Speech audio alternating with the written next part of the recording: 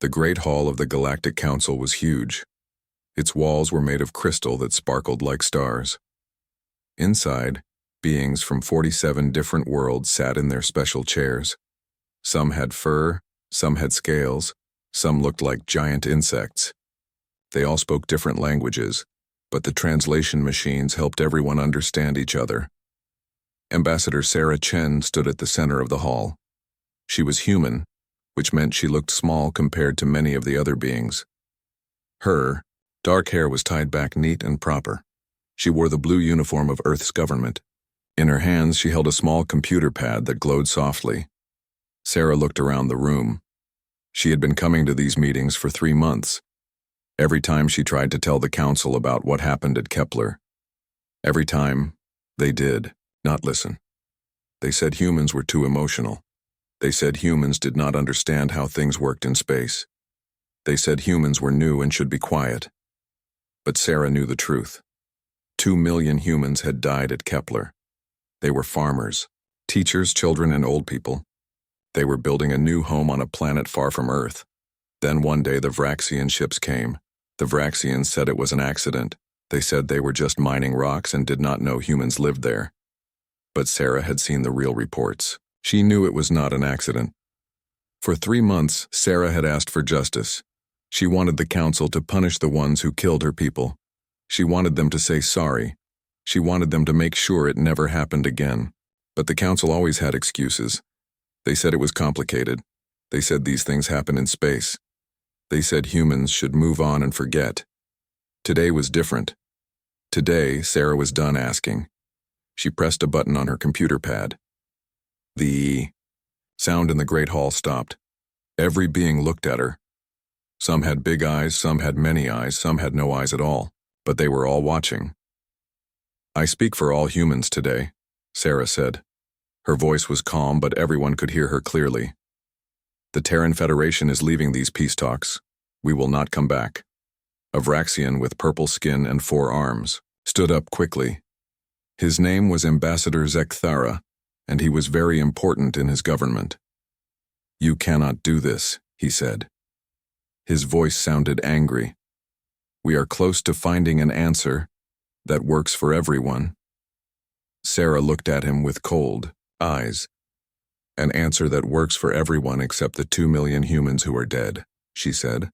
An answer that lets killers go free because they have good lawyers. The chairman of the council was a tall being called Veltar. He looked like a tree with arms and legs. His voice was deep like thunder. Ambassador Chen, please think about this. If humans leave, it will hurt everyone. We need to work together. We tried to work together, Sarah said. For 3 months, we came here every day. We showed you proof. We asked for simple justice. But you told us we were wrong to be upset about murder. You told us we did not understand space politics. You told us to be patient while the people who killed our families walked free. A small alien that looked like a blue cat raised her paw. Her name was Counselor Mirix, and she usually tried to be nice to everyone. But Sarah, if you leave now, who will help us solve other problems? Humans are good at finding answers. Sarah almost smiled, but not in a happy way. You should have thought about that before you decided our people did not matter. She put her computer pad in her bag and picked up her other things. The other human diplomats who came with her did the same. They had been quiet during the meeting. But now they stood up together. Ambassador Zekthara's 4 arms moved around like he was very worried. Wait. Maybe we can talk about this more. Maybe we can find a new way to look at the Kepler situation. The Kepler situation? Sarah's voice got louder. 2 million people are dead and you call it a situation? They had names. They had families. A little girl named Emma who was 7 years old. An old man named Robert who grew the best tomatoes. On 3 planets. A teacher named Lisa who taught children to read. They are not a situation. They were people.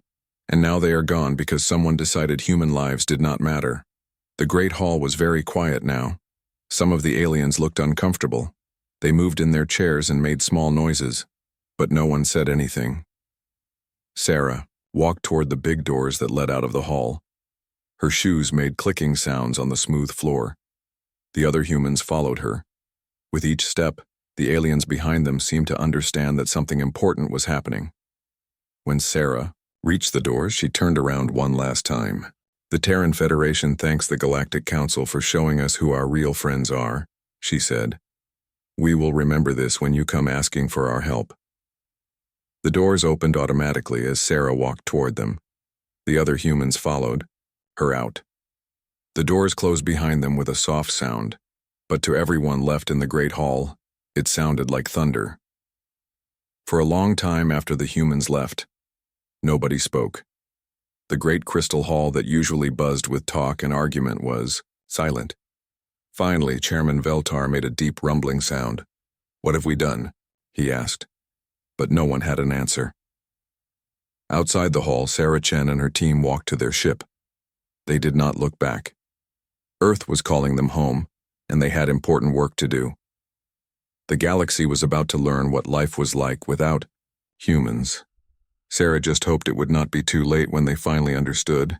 Captain Jexistar was having his morning meal when the first report came in. He was a Tellarite trader with brown fur and small tusks. His ship carried goods between planets, and he made good money doing it. But today something was wrong. His communications officer, a young Andorian with blue skin and white hair, looked worried. "Captain, I cannot reach the human freight station at Rigel 7. Jextar stopped eating. The human station at Rigel 7 was always busy. They handled cargo for half the sector. "Try again," he said. "I have tried 6 times, sir." No answer. Jextar felt a cold feeling in his stomach. He needed the humans at Rigel 7. They had the spare parts his ship needed. Without those parts, he could not make his next delivery. "Send a message to the other human stations." The Andorian's fingers danced over his control board. After a few minutes, he looked up with wide eyes. "Captain, I cannot reach any human station. Not one." Far away, on the planet Centauri Prime, Dr. Velana was trying to save lives. She was a Vulcan, which meant she was very smart and did not show emotions. But today, even she felt worried. The plague had started small. Just a few people got sick with fever and cough, but it was spreading fast. Usually when this happened, she would call the human medical ships. They had the best medicine and the smartest doctors. They could stop plagues before they killed too many people. But today, when she tried to call them, no one answered. "Computer, show me all human medical ships in this sector," she said to her office computer. "No human medical ships detected," the computer said in its flat voice. Dr. Velana raised one eyebrow. This was very strange. There were always human medical ships nearby. They helped anyone who needed it, even if those people could not pay. Und the space station Deep Space Nine. Chief O'Brien was fixing a broken machine when his assistant ran up to him. The assistant was a young Bajoran who usually stayed calm, but today he looked scared. "Chief, all the human supply ships are gone," the Bajoran said. O'Brien put down his tools. "What do you mean, gone?" "They left in the night. All of them. They took their cargo and flew away. The dock workers said they got emergency orders from Earth." O'Brien felt his mouth go dry. The human supply ships brought food, medicine, and machine parts to Deep Space Nine. Without them, the station could not work. "How much food do we have left?" The Bajoran checked his computer pad. "Maybe 2 weeks if we are careful." In the Galactic Council building, Ambassador Zek Thara sat in his office reading reports. Each report made him feel worse. Human ships were disappearing everywhere. Trade routes that had worked for years were empty. Planets that needed human food were calling for help. His assistant, a small green alien with big ears, brought him more bad news. "Sir, the Vegan colonies are saying their quantum generators are failing. They need human engineers to fix them." "Then call the human engineers," Zek Thara said, but he already knew what the answer would be. "I tried, sir. They will not answer our calls. None of the humans will." Zek Thara stood up and walked to his window. Outside he could see ships coming and going from the station. But he noticed something strange. All the ships looked different now. Before, about half of the ships he saw were human ships. They were easy to spot because they looked simple but worked very well. Now he did not see any human ships at all. On the planet Risa, where people went to have fun and relax, the hotel managers were getting worried. Risa was famous for its beautiful beaches and perfect weather. People from all over the galaxy came there to swim and rest. But Risa was a desert planet. All their food came from other worlds. Most of it came from human farms. Human farmers were the best in the galaxy. They could grow food anywhere, even on planets where nothing should grow. Manager Court was looking at his food storage reports. He was a Ferengi, which meant he was very good with money and always worried about profit. Today he had good reason to worry. "How long will our food last?" he asked his assistant. 10 days, maybe 12 if we stop serving the big meals, the assistant said. Court felt his large ears droop. If he could not feed his guests, they would leave. If they left, he would lose money. Lots of money. Send a message to the human food suppliers. Offer them double the usual price. His assistant tried for an hour. Finally, he came back with bad news. "Sir, I cannot reach any human food suppliers. Their communication systems are off." The news spread across the galaxy like fire. On every planet and every station, people were discovering the same thing. The humans were gone. Not dead, not captured, just gone. They had packed up their ships and left without saying goodbye. Some aliens thought it was temporary. They said humans would come back in a few days when they got tired of being angry. But smart aliens, the ones who paid attention to politics, started to worry. On the planet Vulcan, Ambassador T'Pau was reading reports from across the galaxy. Vulcans were known for being logical and calm, but even T'Pau felt concerned. The reports showed something that surprised her. Humans had been much more important to the galaxy than anyone realized. They grew food for dozens of planets. They carried cargo that other species could not or would not carry. They provided medical help to anyone who asked. They solved problems that other species thought were impossible, and now they were all gone. T'Pau called her aide, a young Vulcan named Soval. "How many sectors are reporting problems because of the human absence?" Soval checked his computer. 41 sectors, Ambassador, and more reports are coming in every hour. T'Pau nodded slowly. "It appears we have made a serious error in judgment." As the second day without humans began, panic started to spread. Food shipments were not arriving. Medicine was running out. Machines were breaking down without human engineers to fix them, and, in the Galactic Council building, the same aliens who had told humans to be quiet and accept injustice were beginning to understand a terrible truth. They had not just lost one member species from their council. They had lost the foundation that held their whole civilization together. The humans had built themselves into the galaxy so completely that removing them was like removing a heart from a body. And now that heart was gone, and everything was starting to die. Counselor Yathara could not sleep. She was a Vulcan, and Vulcans were supposed to be good at controlling their emotions. But for 3 weeks now, she had felt something that worried her. It was guilt. Every day, more reports came in about problems across the galaxy. Planets were running out of food. Sick people could not get medicine. Ships were breaking down because there were no human engineers to fix them. And it was all because the humans had left the council and taken everything with them. Yathara kept thinking about Ambassador Sarah Chen. The human woman had looked so tired during those last meetings.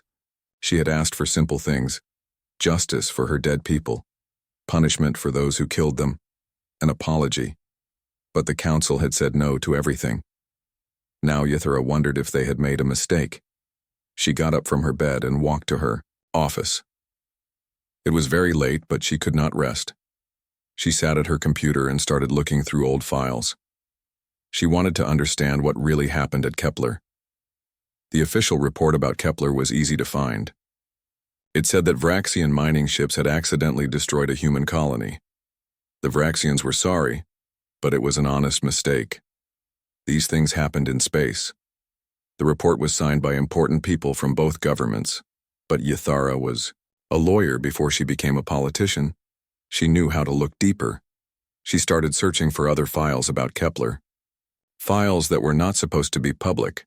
It took her hours, but finally she found something. It was a small file hidden deep in the computer system. The file was marked, "For Vraxian eyes only," and it was from before the Kepler incident happened. Ythara opened the file and started reading. What she saw made her feel sick. The file was a report about human farming on Kepler. It said that human farmers were growing more food than Vraxian farmers. Human crops were better and cheaper. If humans kept farming this way, they would take business away from Vraxian worlds. The report recommended that something be done about the human colony before it became a bigger problem. Ythara read the file 3 times to make sure she understood it right. Then she searched for more files. Each one she found made the truth clearer and more horrible. There were messages between Vraxian officials talking about the human problem at Kepler. There were plans for mining operations that would accidentally hit the human settlements. There were orders to make sure no humans survived to tell anyone what really happened. The Kepler incident was not an accident. It was murder. Cold, planned murder of 2 million innocent people. But the worst part was what came next.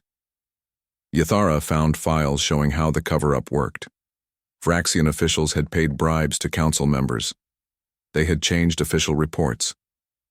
They had threatened witnesses, all to make sure that no one would ever know the truth about Kepler. Ythara sat back in her chair and felt ashamed. She had voted to dismiss the human complaints. She had told Ambassador Chen that the evidence was not strong enough. She had been part of the system that protected murderers and silenced victims. Now she understood why the humans had left. They had not withdrawn from peace talks. They had walked away from a council that helped cover up the murder of their people. Ythara printed out all the files she had found. There were hundreds of pages of evidence, messages, reports, financial records, all proving that Kepler was planned genocide and that the council had helped hide it. She knew what she had to do, but it would not be easy. Many powerful people would be angry with her. Some might try to hurt her, but the truth needed to come out. The next morning, Ythara called for an emergency meeting of the council. She stood in the same place where Ambassador Chen had made her final speech 3 weeks ago. "Fellow council members," she said, "I have discovered something that will shock you all. The Kepler incident was not an accident. It was deliberate genocide, and some of us helped cover it up." The council chamber exploded in noise. Aliens shouted at each other in dozens of languages. Chairman Veltar had to bang his gavel many times to make everyone quiet. "That is a very serious accusation, Councillor Ythara," Veltar said. "Do you have proof?" Ythara activated a large screen behind her. The first document appeared, showing a Vraxian plan to destroy human settlements. "I have hundreds of documents like this," she said. Ambassador Zekathera jumped up from his seat. His 4 arms waved wildly. "These files are fake. Someone made them up to make Vraxians look bad." "Are they fake?" Ythara asked. She showed the next document, then the next. Financial records showing bribes, messages planning the attack, orders to kill all human witnesses. One by one, council members started to look sick. Some put their heads in their hands. Others stared at the evidence in shock. Councillor Murix, the small blue alien who usually tried to be nice to everyone, stood up with tears in her big eyes. "I took money from the Vraxians," she said in a small voice. "They said it was just to help with trade agreements. I did not know it was to hide murder." More council members started confessing. They had taken bribes, changed reports, or threatened witnesses. Some said they did not know what they were really doing. Others admitted they knew, but were scared to say no. Ythara kept showing more evidence. She had found records of 63 council members who had helped with the cover-up. Some had taken money. Others had been threatened. A few had helped just because they thought humans were not important enough to matter. "The humans came to us asking for justice," Ythara said. "They showed us their evidence. They begged us to help them. And we told them they were wrong. We told them to be quiet. We told them that their dead children did not matter as much as galactic politics." The chamber was very quiet now.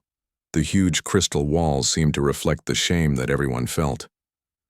"What do we do now?" asked a small alien from the back of the room. Ithara looked around at all the guilty faces.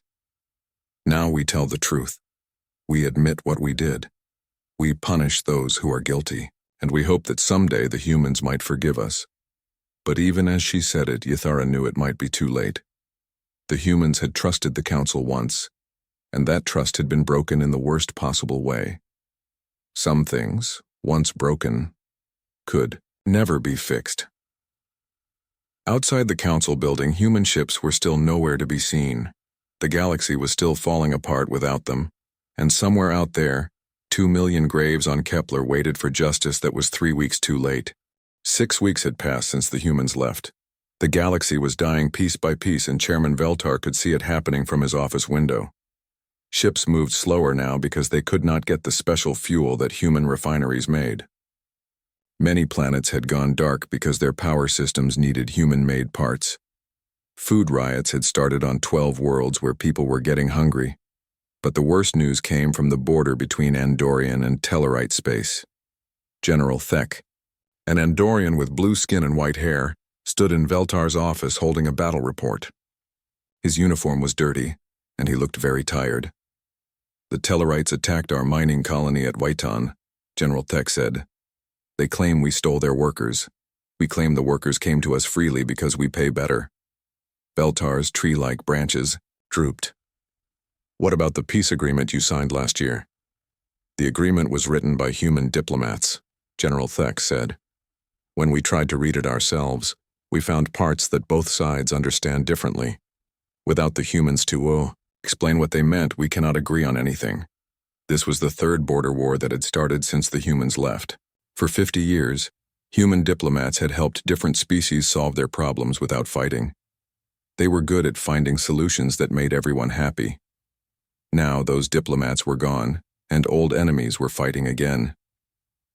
Veltar's assistant, a nervous Pakled named Grok, brought more bad news. Chairman, the Centauri plague is spreading to 4 more planets. Doctors there are asking for help. Send medical ships from other worlds, Veltar said, but he already knew what Grok would say. Sir, the other worlds say they need their medical ships for their own people. Without human medical ships to help everyone, each planet only cares about itself. Veltar felt very old and very stupid. For years, human medical ships had traveled around the galaxy helping anyone who got sick. They never asked for payment. They never asked if the sick people were friends or enemies of Earth. They just helped because it was the right thing to do. Now, with the human medical ships gone, each species was only helping their own people. The plague that human doctors could have stopped in a few days was spreading across the galaxy, but the worst disaster was still coming. Deep in space, near the star called Vega, an old human engineer named Murphy had been watching warning lights for 30 years. Murphy was retired now, but he still lived on a small station near Vega because he loved the work.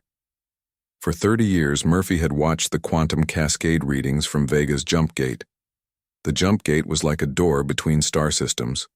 Ships used it to travel very far, very fast. But the gate was old and sometimes it got unstable. When the readings got dangerous, Murphy would send repair teams to fix the problem. He had done this hundreds of times. Other engineers said he was too careful, too worried about small problems. But Murphy knew that small problems could become big disasters very quickly. The day the humans left the council, Murphy got orders from Earth. Pack up everything. Come home.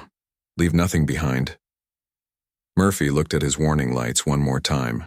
The readings were getting higher, but they were not dangerous yet. Maybe the non-human engineers could handle it. Maybe they would learn how to read the warning signs. But as Murphy packed his tools, he felt worried. The Vega jump gate was not like other gates. It was special, and it needed special care. Without him there to watch it, bad things might happen. Murphy sent a message to the Galactic Council. He explained about the jump gate and the warning signs. He told them which engineers might be able to help. Then he got on his ship and went home to Earth. The Council gave Murphy's message to the Cardassian engineers who worked in that sector. The Cardassians were smart and proud. They read Murphy's message and felt insulted. "This human thinks we cannot do his job," said Chief Engineer Gleck. "We will show him that Cardassians are just as good as humans." But the Cardassians did not. Understand how the old jump gate worked. They tried to fix it the same way they fixed newer gates. When the warning lights got brighter, they thought they were making progress. 6 weeks after Murphy left, the warning lights turned red. Gleck looked at the readings and felt confused. According to his calculations, the gate should be working perfectly, but the reading said something was very wrong. He called other Cardassian engineers. They looked at the data and argued about what it meant. Some said the human warning system was broken. Others said they should shut down the gate until they understood the problem better. While they argued, the readings got worse. On the 7th week, the Vega jump gate collapsed. The collapse sent shockwaves through subspace that could be felt across half the galaxy. Every ship within 10 light years was thrown out of warp and badly damaged. 3 planets lost their orbital stations when the gravity waves hit them. Worst of all, the collapse created a dead zone around Vega. No ship could enter or leave that star system. 12 million people were trapped there with no way to get food or medicine from other worlds. When the news reached the Galactic Council, Chairman Veltar sat down heavily in his chair. The Vega Gate had connected 15 star systems. Without it, trade routes that had worked for centuries were useless. Colonies that needed supplies from other worlds would slowly starve. How long will it take to build a new jump gate? Veltar asked his engineering advisor. The advisor, a Vulcan named Tapran, looked at her calculations. Without human help, probably 15 years, maybe 20. Veltar felt something break inside his chest. 15 years. 12 million people trapped in the Vega system would not survive 15 years. Around the galaxy, the disasters kept getting worse. The Andorian Tellarite War was spreading to other systems. The Centauri plague had reached 8 planets and was still growing. Food riots were starting on worlds that had never known hunger. And in his office, Chairman Veltar finally understood the truth that should have been obvious from the beginning. The humans had not just been members of the Galactic Council. They had been the foundation that everything else was built on.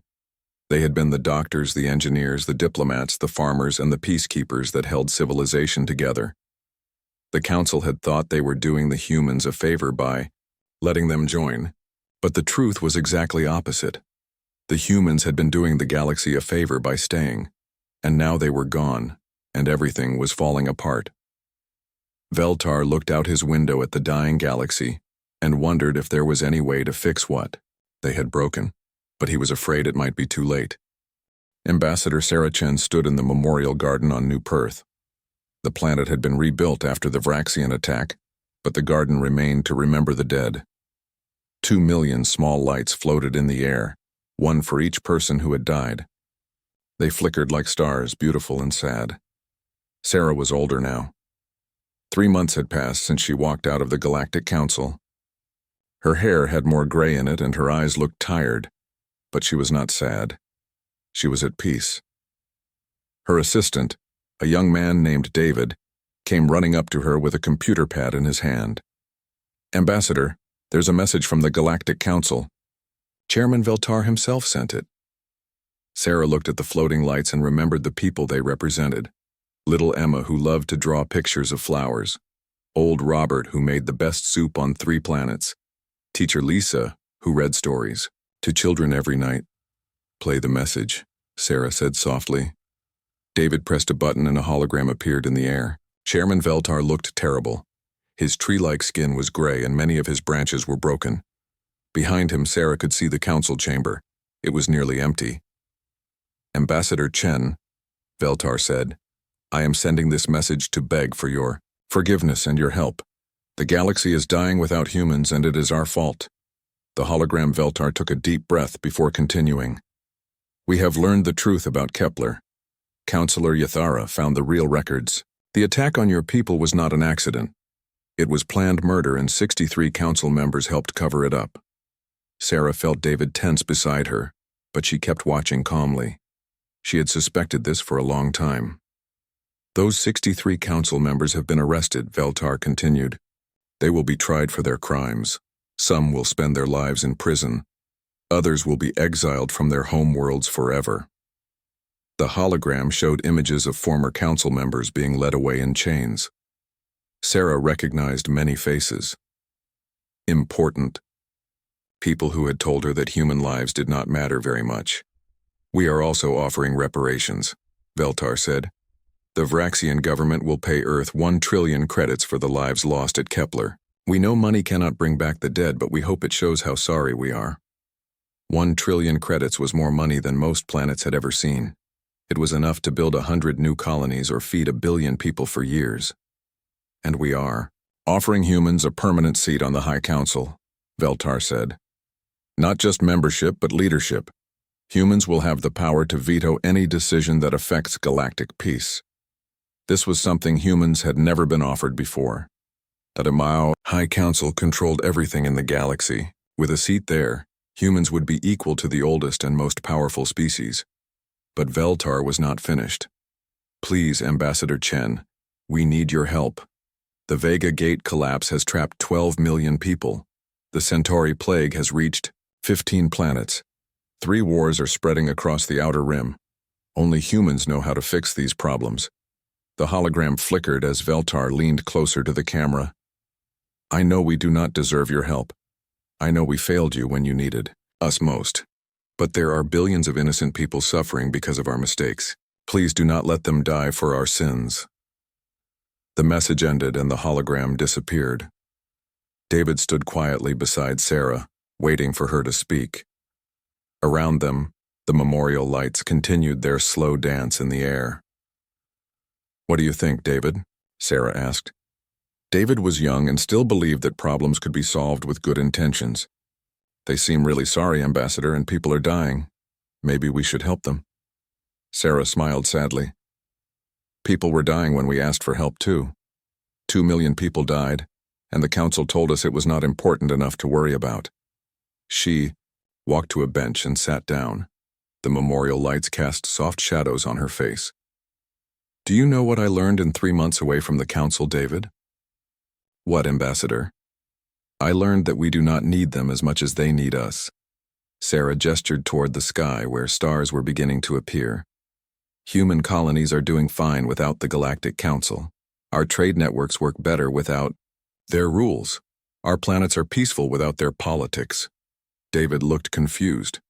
"But Ambassador, what about all the people suffering in Council space? What about them?" Sarah asked. "For 50 years, humans helped the galaxy. We stopped plagues, prevented wars, fed hungry planets, and fixed broken machines. And when we needed help, when our people were murdered, the Council told us to be quiet and accept it." She stood up and walked to the memorial wall where the names of the dead were carved in stone. "The Council had a choice, David. They could choose justice or they could choose politics. They chose politics.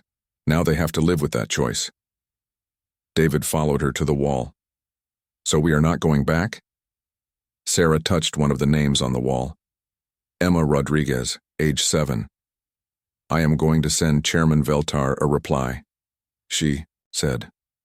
"But not the one he wants to hear." The next day, Sarah sat in her office on Earth writing her response. She thought carefully about each word. This message would decide the future of human-galactic relations for generations. Finally, she finished writing and sent the message. It was short and simple. "Chairman Veltar, the Terran Federation has received your apology and your offers. We are glad that justice is finally being done for the Kepler massacre, even though it comes 3 months too late. However, the Terran Federation will not return to the Galactic Council at this time. We have learned that we do not need a galaxy that dismisses our concerns and covers up crimes against our people. We will consider re-engagement with the Galactic Council under the following conditions. First, the galaxy must prove it can function without depending on humans to solve every problem. Second, all species currently suffering from wars, plagues, or disasters must find their own solutions without human help. Third, the Council must demonstrate for at least 10 years that it values justice over politics. If these conditions are met, Earth might consider discussing limited cooperation in the future. Until then, the Terran Federation wishes the galaxy well, but we will handle our own affairs.